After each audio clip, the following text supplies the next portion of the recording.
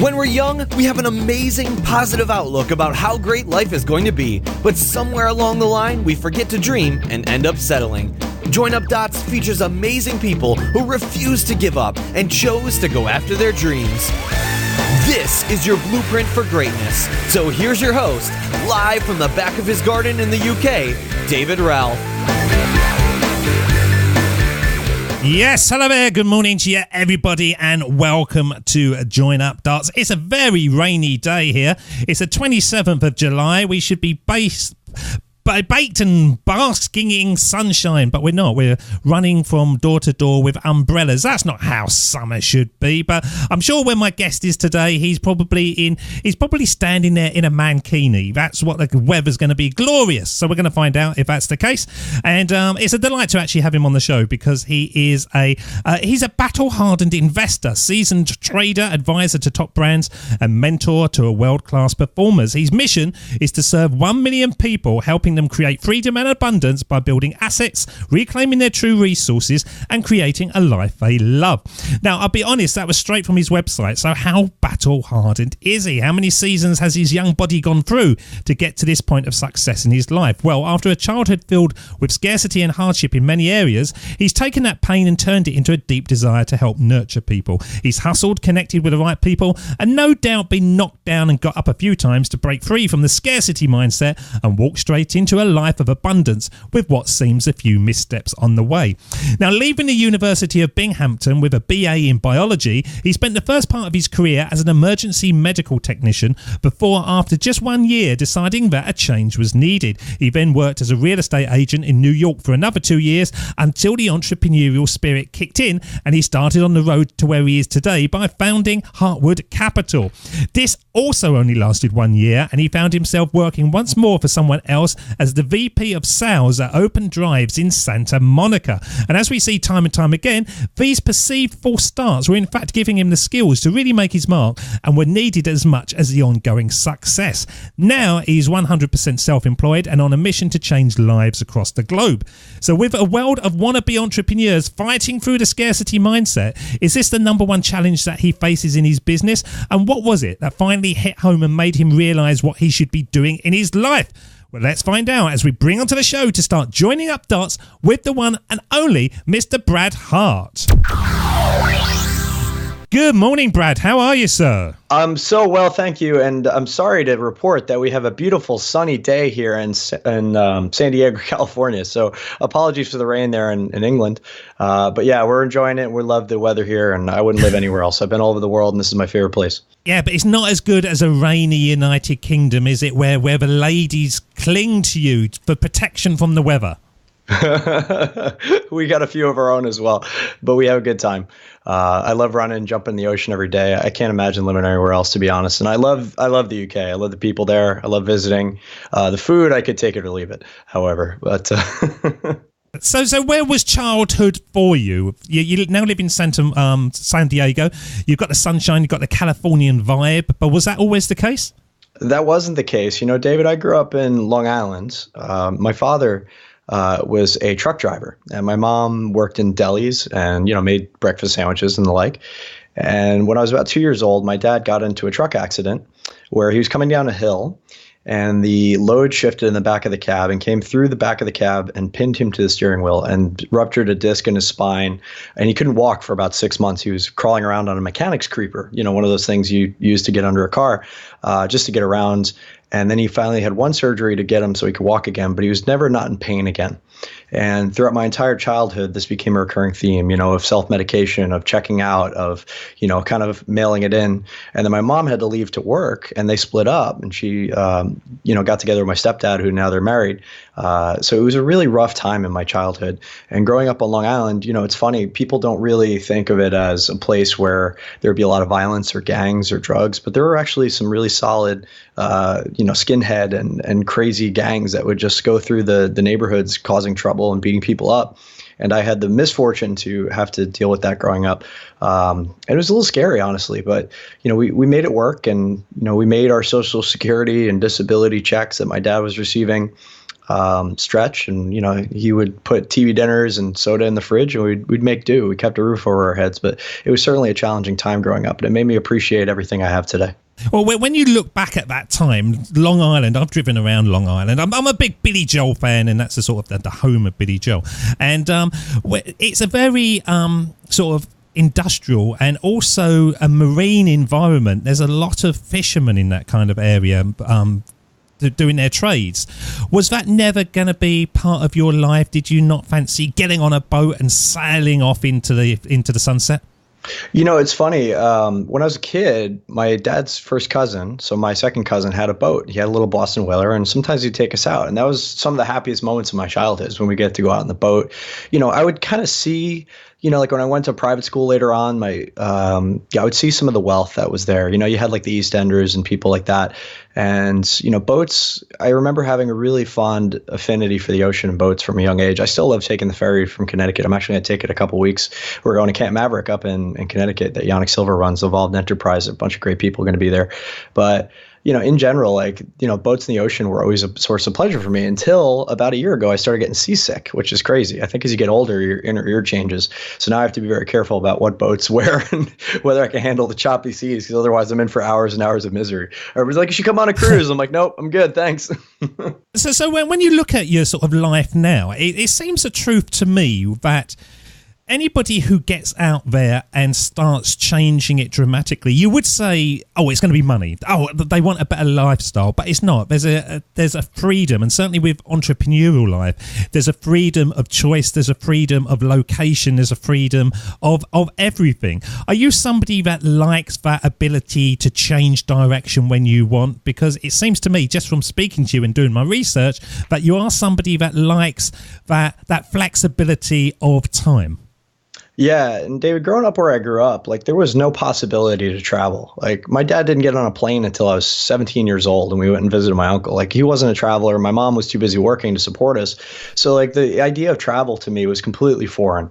So I prioritized it in my 20s, especially. And I really love that need for variety, right? We all have these 6 human needs that we all espouse to.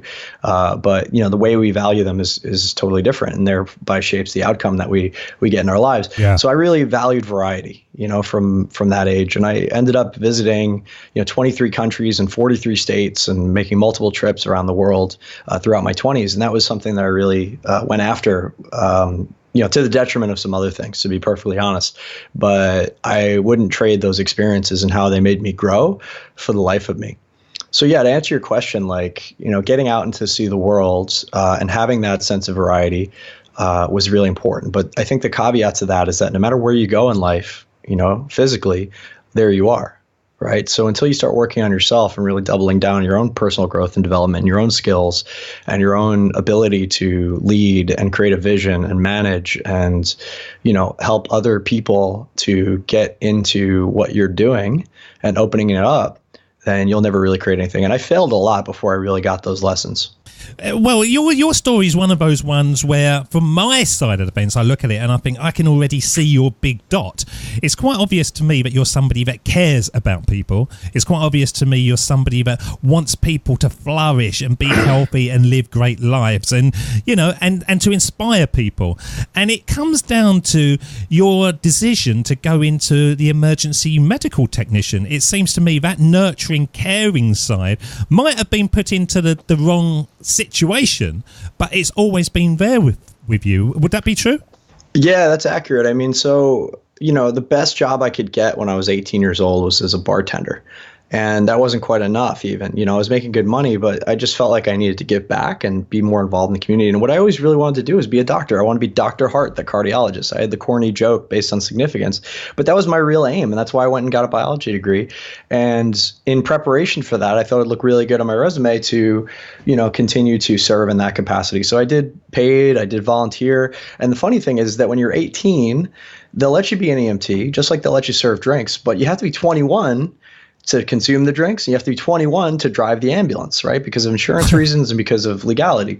So, for those 3 years or so, when I was an EMT and I was a bartender, I was serving, but I wasn't able to not serve, right? Does that make sense? So every single person that came onto my ambulance, my bus, we would call them a bus. Everybody that came on the bus was my responsibility. There wasn't a time where I could say, no, I'm going to let you handle this one and drive, right? And the more seasoned techs and paramedics, they could help if we were stabilizing a patient, but while we were in transit, that was it. It was on me.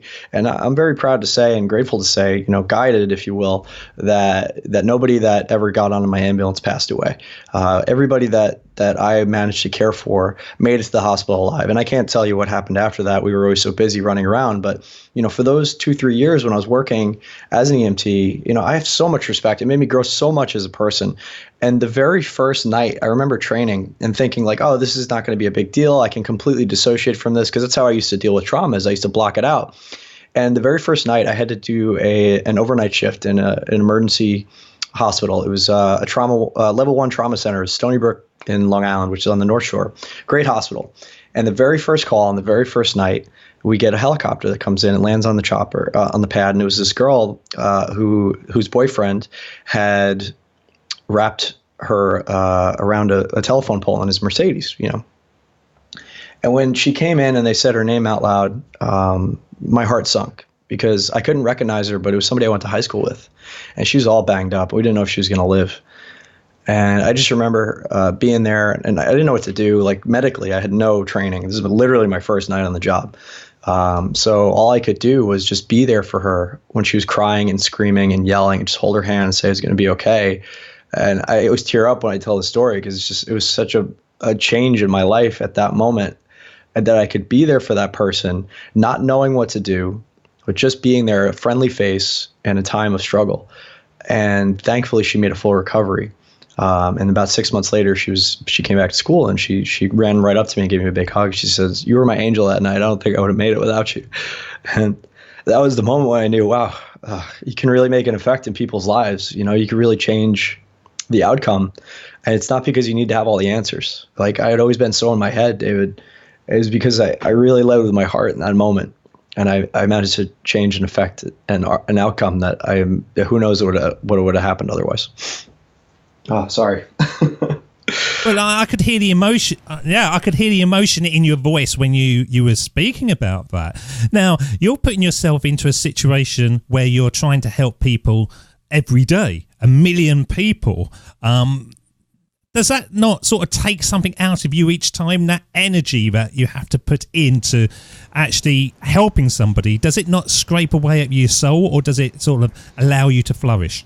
It's funny you mention that, and I know it's a pointed question, but I'll answer it anyways, because it just goes to show, like there's different needs. There's needs of the personality, which you all must meet, but there's needs of the spirit as well. And the funny paradox about life is when you focus on your own needs and what you need, you only get what you need, if that, right? You may even fail at that. But when you expand your vision to encompass more people, not only do you get your own needs met, but your sense of fulfillment is even more. So I'll share 2 examples. So when my LinkedIn, I think you looked at, I actually didn't fail at the hedge fund. I was actually more successful than I could have possibly imagined. We had a month where my partners and I made $1,040,000 in May of 2013 profit. And, what ended up happening in the course of that is that I made all this money, but I was so burned out and so disconnected. And doing this hedge fund out of a sense of needing to make money, and that's what I felt like was going to make me win at that point. Because, up until that point, I hadn't really gotten that what I was here to do yet. I was still living in my head and not in my heart, which is my name. So it's funny. I should really pay attention to that, huh? And leading people. So when you say to me, is it draining? It's draining to do something that you don't love because it might make you money. You can fail at the things that you don't love. So why not take a chance on the things that you do love? And what lights me up more than anything, David, and I have a lot of research that I've done over the years to figure out why this is and what lights people up differently than me for different reasons. And I have a lot of empathy for that. And I understand that. But for me, it's people. It's always been people. It always will be people. And from a very young age, I had a lot of pain around relationships and people. And now, as a grown adult, I can go anywhere in the world and meet people and be taken in. I mean, we took 50 people to Hong Kong and China to learn about product sourcing. We just took 50 people to Tony Robbins UPW. Every chance I get to interact with people, it lights me up. And every time I'm closed off or thinking about myself or by myself or traveling by myself, that sense of I'm not living my purpose or being in service to people starts creeping in. So I'll just share one more thing because I think the listeners at home might appreciate this. The first female self-made billionaire, a woman named Sarah Blakely. I had the opportunity to meet her about 6 months ago now.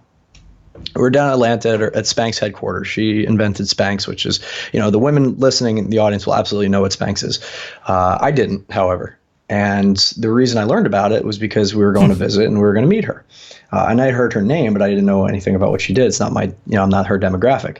But my assistant, Savannah, when she's booking the flight, she's like, "Oh my God, you're going to meet Sarah Blakely? Oh yeah, why didn't you tell me? I love her. She's amazing. You have to tell her all." And she's like freaking out. I'm like, "Whoa, who is this woman?" So I did my research, and she's a wonderful woman doing amazing things. And yes, her brand has made her a billionaire. But in addition, she's helping mentor entrepreneurs. She's helping grow people's companies in the Atlanta area and beyond. Her husband, Jesse Itzler, who I'm very fond of as well, is doing some amazing things in the world. He founded Zico Coconut Water. He's in the entertainment industry. Anyway, so long story short, I get to meet Sarah. And one of the things that she says, which really hit me between the eyes, two things actually. One was, female entrepreneurs are the most underutilized resource in the world right now. I'm going to do everything I can to support them and make sure they grow.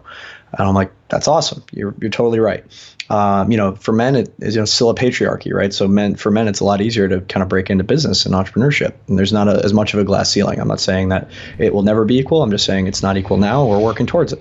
And then additionally, she said something that I think is really pertinent to this conversation. She said, when you're only focused on you and your needs, you're only going to get what you need, right? So if your vision is to provide for yourself, you're going to make like 75 grand a year. Right? If it's you and your family, maybe it's like 150, 200 grand a year. If it's you and your family and now your community or your tribe, maybe you get up to like 500 grand a year.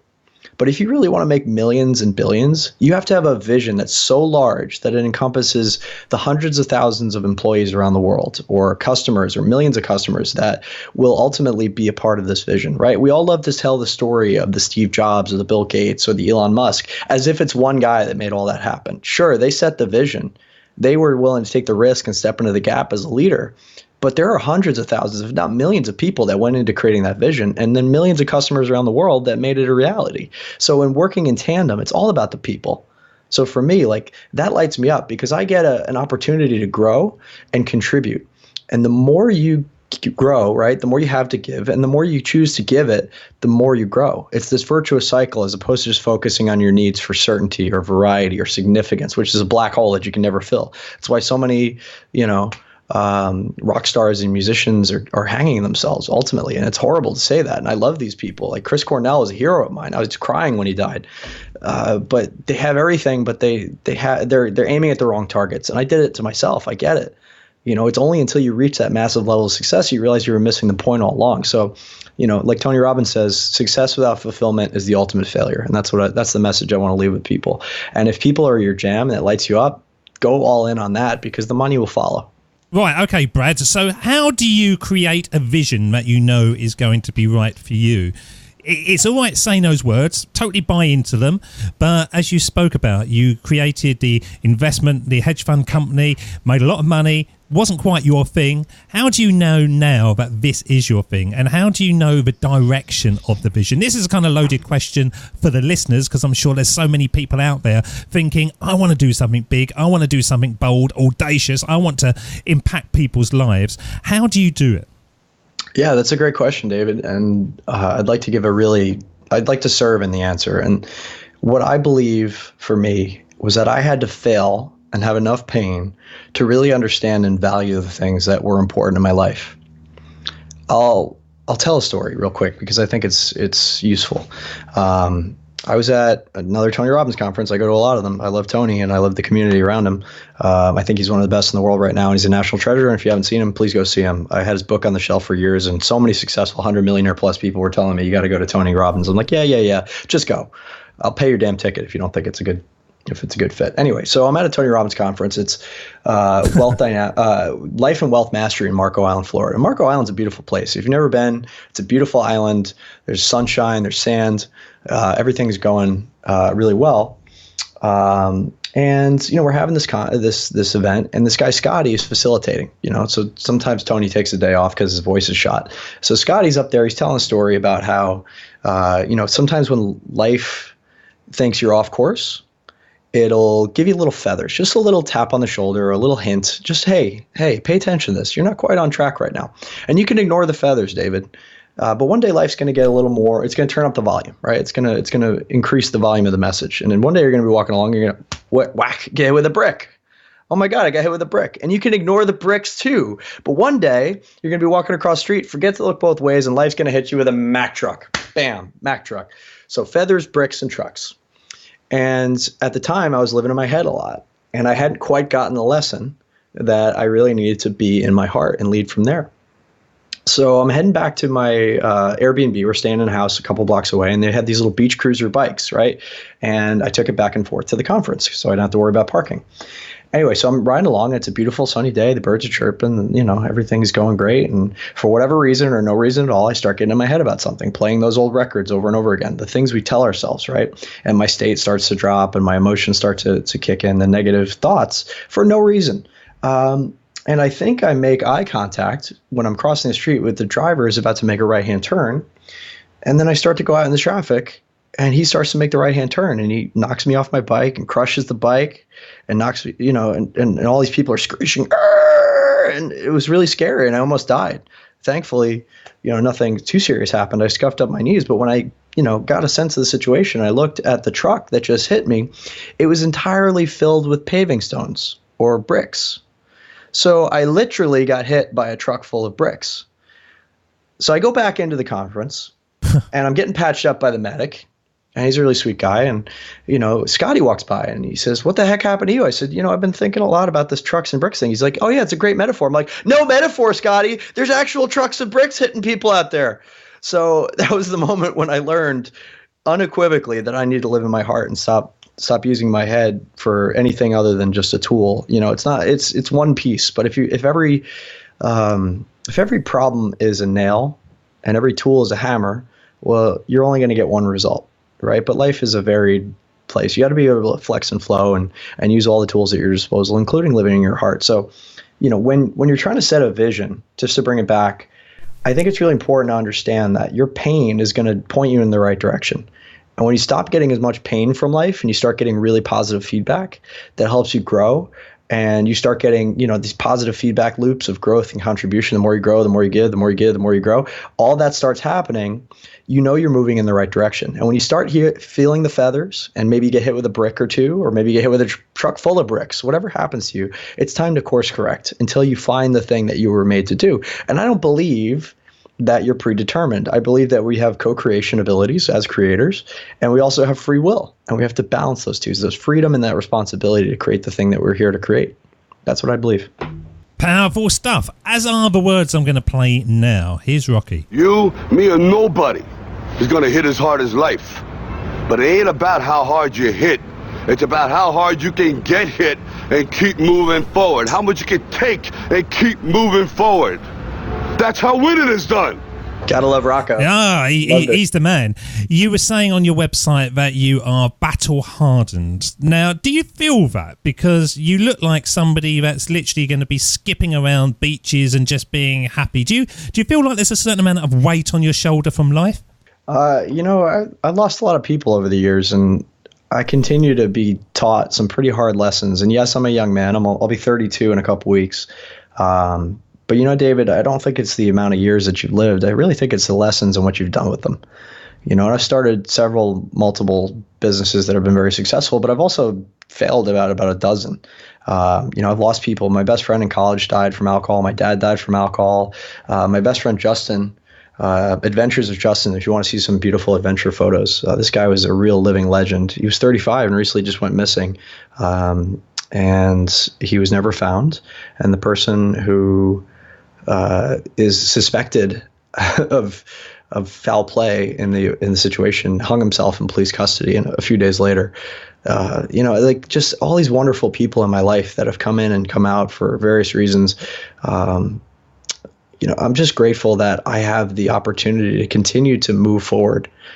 And I don't know how long that opportunity is going to last. I don't know how long that window is, but I'm going to live the crap out of this life while I'm here to live it. So, age I think is irrelevant. I know 15-year-old kids that are making millions of dollars.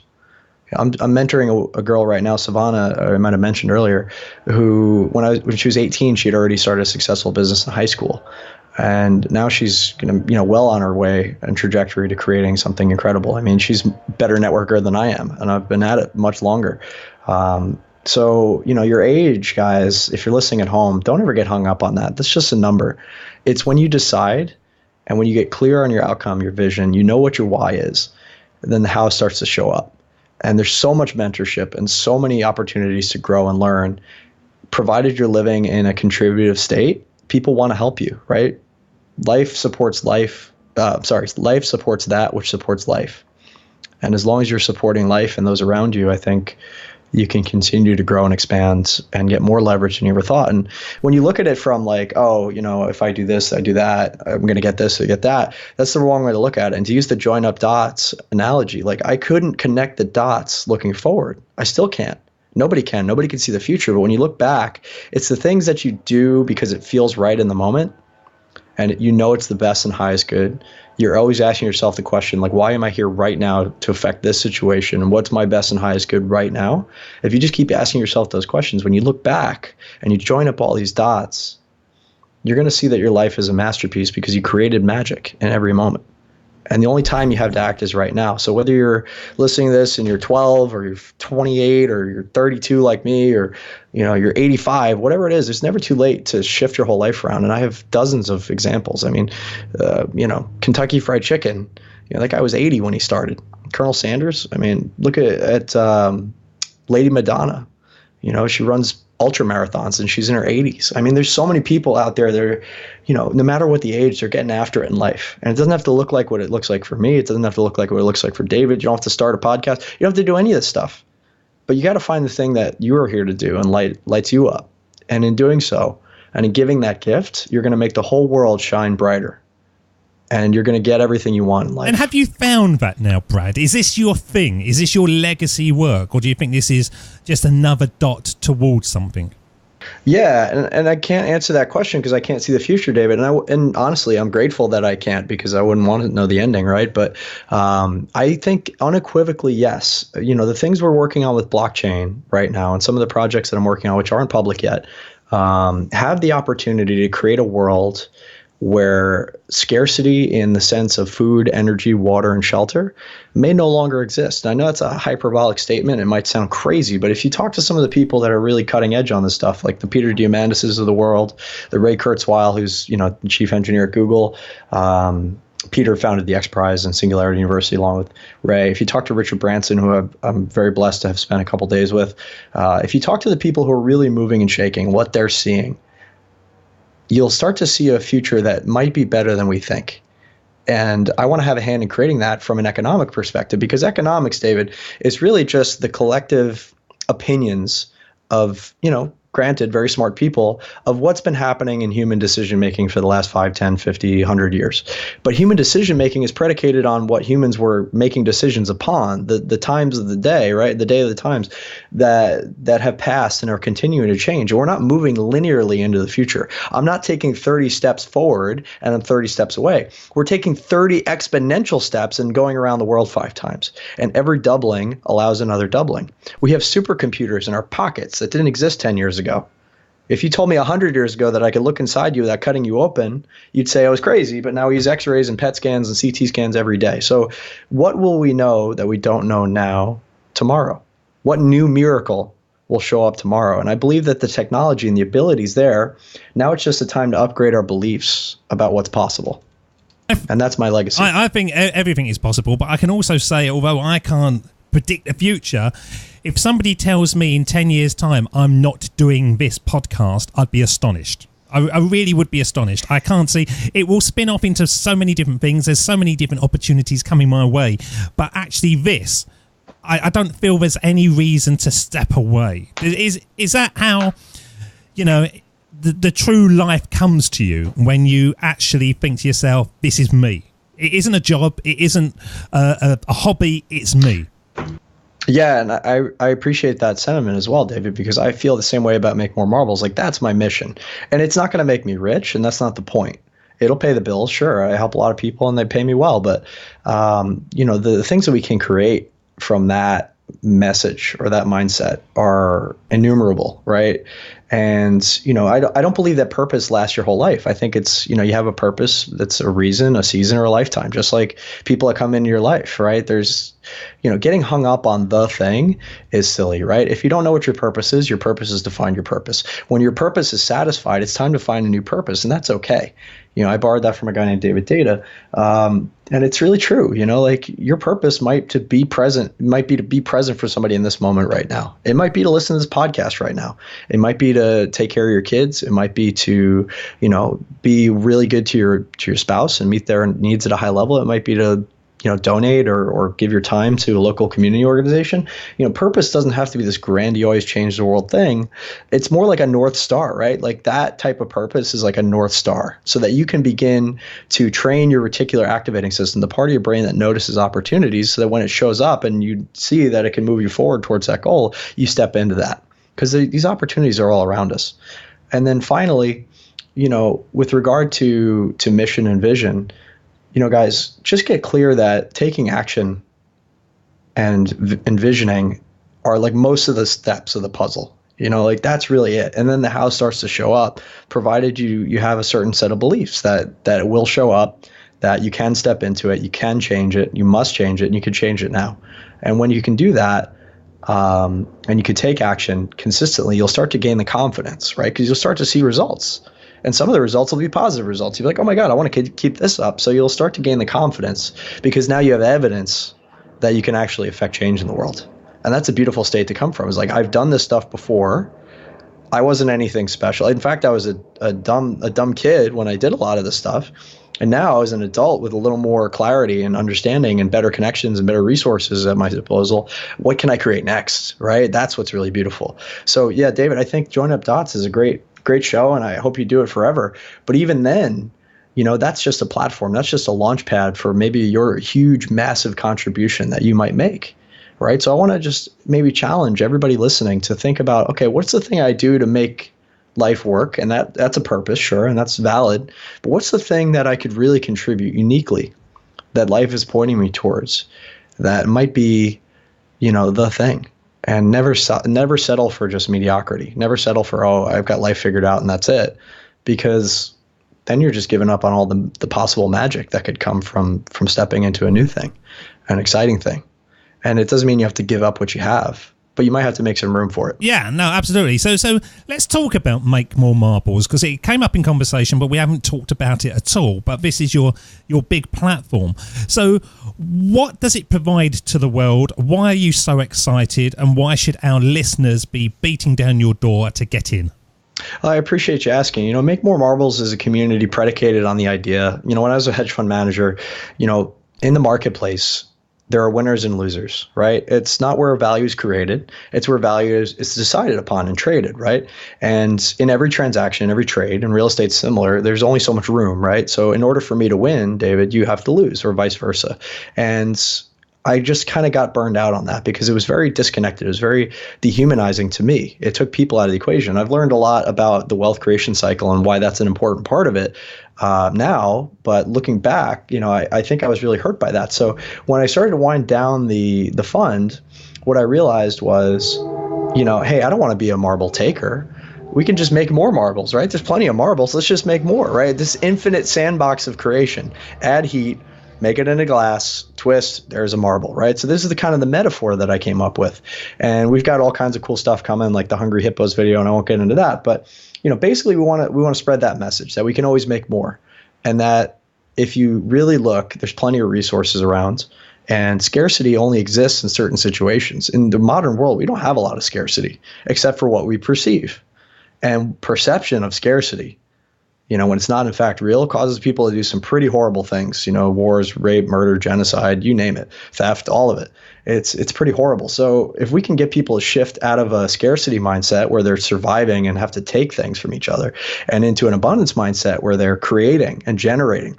The reason I love entrepreneurs and I support entrepreneurs, and that's what we do. We have messaging, masterminding, mentorship. We have all kinds of programs, trips, events all over the world. That's what we do. We mentor and help shape the world's future leaders because, I can tell you a thing or I can show you a thing. And a leader doesn't create more followers. A leader creates more leaders. And that's what I'm looking to do is really be a catalyst for people who may or may not otherwise have stepped into this role in life where they're creating more than they consume and they're creating before they consume, which is why I love entrepreneurs. That's what they do. And if everybody just did a little bit more of that, right? Just create a little more than you consume and create before you consume, the world would change overnight, drastically. And so what do they get? I understand the concept of it, but what do they get, the listeners who join up with you? Yeah, so the listeners, I only want to work with a certain number of people on this. I got to be perfectly honest. I got plenty of different projects, but if there's somebody out there that is really working to create the future, we've got the connections, we've got the resources, we've got the opportunities, we've got the people, we got the systems. We're able to very clearly diagnose and show people what they can do. And we're working on, more kind of lower entry products and things to help you with productivity and teamwork and wealth dynamics like Roger James Hamilton does, just to get really clear on what the value is that you provide so you can stay in your lane, you can make more money, you can save more time, and then getting a team around you to build and grow to the next level. But in reality, I really feel like I can only do so much with the right people. And I'm not looking to save everybody. I'd like to eventually affect 1 million people, but that requires a lot of leverage because I'm still one guy with 24 hours in the day. So, I think the best thing they could do would be to sign up for the email list. We publish content daily, and you can go to makemoremarvels.com right now. You could check us out and you could sign it up. 15,000 people read our stuff every day, which is great. And I'm grateful for that. I want to get up to 100,000 and eventually 1 million, like I talked about. But, just the little tweaks, right? I'm not worried about them wondering, oh, am I going to get this and that and the other thing? I know they will get what they need. And I know that my team and I have become a vessel to provide it. And it's just been thousands of messages coming in from all over the world in every different part of your life. We made this alcohol video. It's just something that Frank and I on my sales team threw together one day, just talking about our experience quitting alcohol, for example. And over 1,000 people reached out. It went to become the #1 YouTube video on the topic, just stuff like that, because I'm not trying to get anything from anybody. I'm trying to give them what they need so that they can thrive. And, when people say, oh, what can I get? I think it's the wrong freaking question to ask is what can you give so that life can give back to you? So if you're already asking that question, what can I get? I think you're already starting from a place of disservice to yourself and others. It's when we decide what are we going to contribute that all our needs start to be met. So is Make More Marbles, is it everything you want at the moment? Is it one of those things? Because in the entrepreneurial world, you spend more time thinking about what could be. I could be producing more of this. I can be producing more of that. But it is, your baby. You've only got so much time, as you say. Do you beat yourself up that you're not producing enough? Because I know I struggle with that thought that I should be doing this, I should be doing that. Yeah, that's a great question, David. And, for me, I just focus on giving something every day, right? I start my day out with some sort of contribution. If you guys follow me on Facebook, and I'd be happy to have you do that. It's just fb.me/BradHart, BradHart. I publish there every day. And then I have a team that disseminates that content to the website, to the email list, to YouTube, to, other areas of Facebook, different groups and things like that. And it's not because I'm so great. Most of what I'm learning is just rehash from, the greatest mentors and teachers I've invested in myself, over $600,000 to learn, right? And yeah, we can, a lot of people get attracted because they hear my story or they hear about some of the results that we're getting with different businesses and entrepreneurs, or I talk about my experiences with crypto or new technologies. We got a SaaS company, we do Amazon, all kinds of cool stuff happening. But they stay and they read the emails and they read the content because they always get a little nugget, right? And these little shifts at the right time, I think, really make the difference for people. And yeah, we can help them make more money, close more sales, get more leads. We can help them, increase their teamwork aspect. We can help them increase the systems that they have in their business and make more time for themselves. We can do all of that. But I think what they really get, and what I'm really excited to give, is a new perspective, a more abundant perspective on life. That life doesn't have to be so freaking hard if we work together versus compete with each other all the time. And that's really the message I want to leave, is that we can win more through cooperation than we ever could through competition. And I'm not saying competition is not real. I'm not saying that it's not valid. It does, show you who the best is. But I don't want to be on the top of the mountain and be standing there alone. Right. And I don't think you want to either at the end of the day. And if you haven't been to the top of that mountain, well, you'll know one day what that feels like. Of course, absolutely. Well, we're going to play the words of the late Steve Jobs. He said this back in 2005. And these are the kind of words that I wish I was clever enough to say. He said them first. Here we go. Of course, it was impossible to connect the dots looking forward when I was in college. But it was very, very clear looking backwards 10 years later. Again, you can't connect the dots looking forward. You can only connect them looking backwards. So you have to trust that the dots will somehow connect in your future. You have to trust in something, your gut, destiny, life, karma, whatever. Because believing that the dots will connect down the road will give you the confidence to follow your heart, even when it leads you off the well-worn path. And that will make all the difference. So do those words make all the difference when you look at your own life, Brad? Yeah, I mean, if humans are driven by story and metaphor, and it's really true. But the key bit to that is that you have to make a metaphor and a story and a meaning that's empowering, right? We all make up stories about why our lives are the way they are. And what Steve has done there is given us a little bit of a window into his expertise, which was creating a new reality. And, we always talk about like Bill Clinton and Steve Jobs and people like that. They had this reality distortion field, like the rules don't apply to them, because they don't. Because they see the world the way it is and they're dissatisfied because they know it could be better. They know they could create a better product. They know they could lead in a better way. They know they could unite people under a common cause. And they don't settle until they do it. And they don't listen to anybody who says they can't.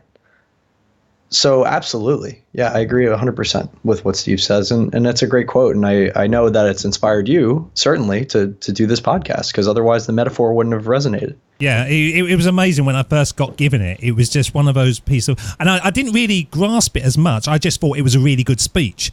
It just stayed with me because at its essence, I think we all know it's true. You've got to get out there. You've got to try things. You've got to swing. You're going to miss. You're going to fall over. You're going to get back up. But as long as you keep on going, and that is the key thing. On Facebook today, somebody posted, what would you tell your kids if you could just give them a bit of advice in 2 words? And I said, keep going. And I think that really is how lives are built. Yeah, I like that. And I want to add Peter Dinklage, the actor on Game of Thrones. He had a really great commencement speech as well recently, where he said that when you give yourself permission to fail, you'll be ready. So don't wait to be ready. Just give yourself the permission to fail and you will be ready. And that's so true. I mean, you can't really fail unless you say, I'm a failure. As soon as you decide that, game over, right? But if you say, well, I can't fail, I can only win or learn. And learning is, getting better on the way to winning. Cool. Well, there's a better reframe, right? It's a better story. It's a more empowering metaphor to move forward. And if you can find the seed of learning in every failure or every perceived failure, then what can really stop you? And if you can be grateful for your painful lessons, I mean, what can really stop you in this world besides death, obviously? And we're all going there. So, I just say, get after it. That would be what I would tell my kids. And when you look back at your own life, what would you class as your big dot moment, the moment that really challenged you to move in the direction that you are now?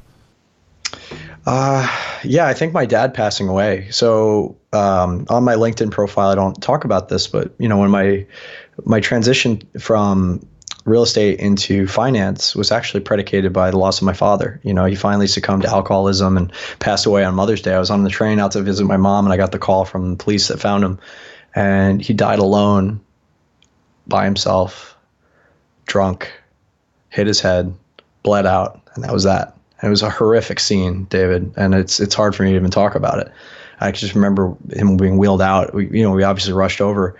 I can remember him being wheeled out by the coroner and just thinking, man, like I had so many emotions come up that I can't even begin to describe, but I just remember thinking clearly and like having a clear message, like I'm not going to waste the life I've been given. I'm going to do everything I possibly can to make it a masterpiece. And I didn't even know what that looked like at the time. And I just was freaking clear. Like, that was it. Like, he's 61.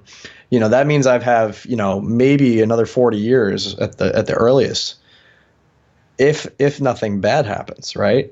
And I'm going to live the crap out of them. And that was the moment really when it kicked into high gear. And at that time, it was like, oh, go start a hedge fund. And that kind of came together in the way it came together. You know, get into finance. That's what I thought was my best and highest calling. But it's funny, like joining up the dots, it kind of was, but it kind of wasn't, right? In that way, it wasn't. But now I get to work with all these really wonderful people who are changing the game of blockchain and economics and creating things that had never existed before. And I needed that credibility. I needed that track record. I needed those lessons. I needed to have the background that I now have in order to get there. So even if the hedge fund wasn't the thing, it was part of the ultimate thing. And maybe if we look back on this podcast in 20 years, we'll see that we have shifted things and things are different. And we have, you know, helped eliminate fraud in the marketplace. And we have helped to change the way that individuals transact. And we have helped put more power into the individual's hands in economic decisions and protect their wealth in new ways using technology. So, you know, these are $1 trillion problems that we can solve. And if it weren't for that detour, that really wasn't a detour, I wouldn't be where I am today talking to you. So I'm grateful for all of it. So you should be. And we're grateful to have you on the show. And we're grateful to hear your advice to your younger self, because this is the part of the show when we're going to send you back in time to have a one-on-one with your younger self. And if you could go back in time and speak to the young Brad, what age would you choose and what advice would you give? Well, we're going to find out, because I'm going to play the music, and when it fades, you're up. This is the Sermon on the Mic.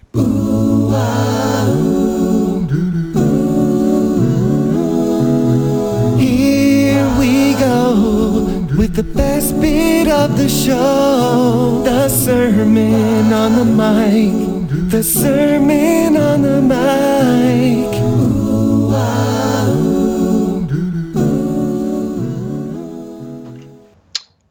Hi, Brad. It's your older self. I'm a little bit older now, a little bit wiser, and I've had a lot of learning. And I want to share with you a message today. You're 8 years old, and recess just came out, and you went out to the playground, but you don't have any friends. You're not playing kickball.